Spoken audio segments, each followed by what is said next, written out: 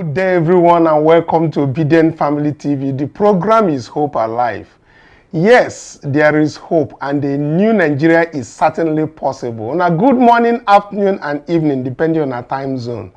Today is a special edition because we have the Obidient family members, the cooperative societies amongst us on Zoom today, or as regards to the meeting that we are going to have. And it coincidentally, we are also having this program by this time. So everybody jumped on board.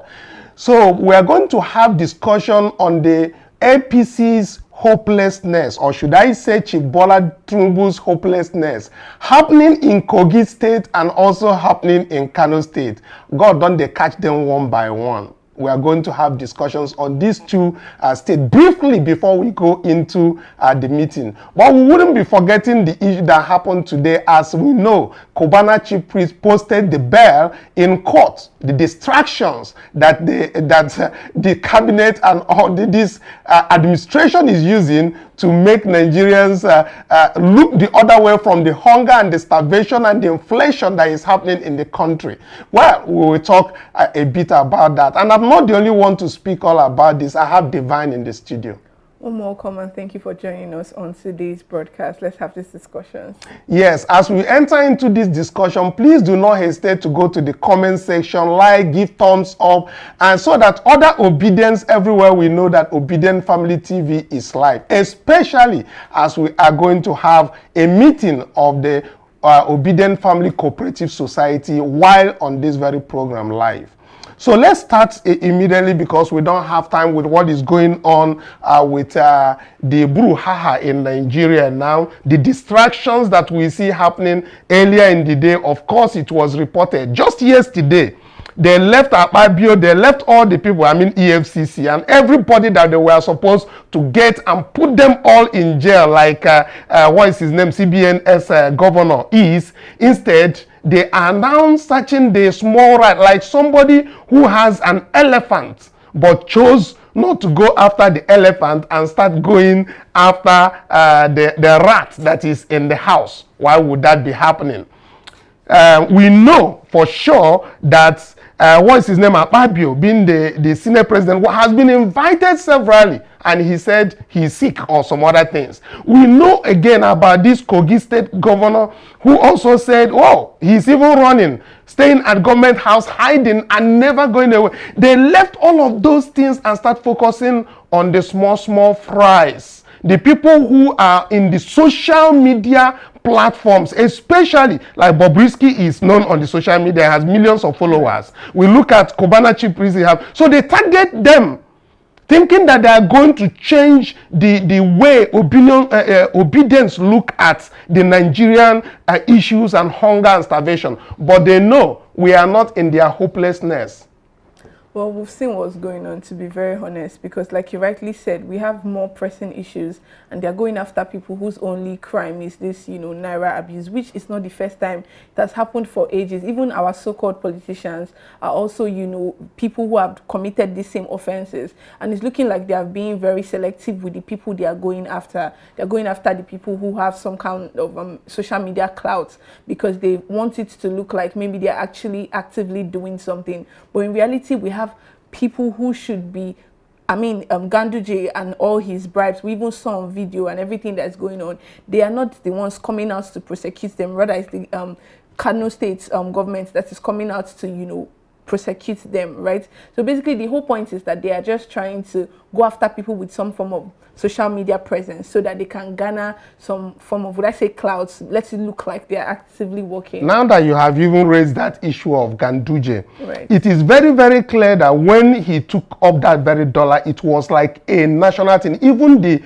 mainstream media, everybody carried right, that very news. But if you notice what is happening now, you will not be seeing those issues coming up in Channels television. Even when the man is no longer a governor, he is not covered by any immunity. Right. That's one. Then you also notice that EFCC that they said should be the one to prosecute this matter is not taking it up. Yeah. It is now the state that is raising the issues. And now that very state, as we know, Ganduje has been suspended or have been affirmed has been suspended as the chairman from parading himself as the chairman of APC.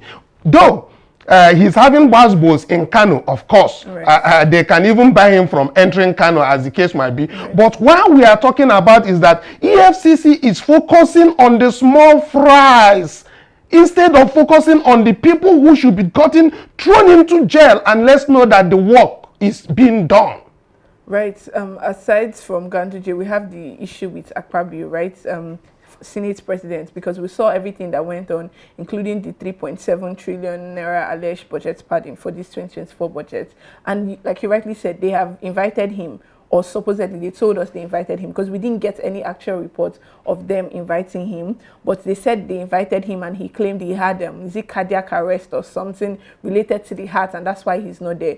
The point is that these people are being selective. I think they are witch hunting the Nigerians that have some kind of social media presence, when in reality the people who should be going after, they're very reluctant about it. And see, even this APC national chairman now, Ganduje, if the Kanu state governor, or rather government, did not try to start prosecuting him, it would have gone, it would have just been swept under the carpet, because we could see their obvious reluctance in actually prosecuting the man. And he even came out to say that he has President Tinubu's support amidst the whole drama that is going on.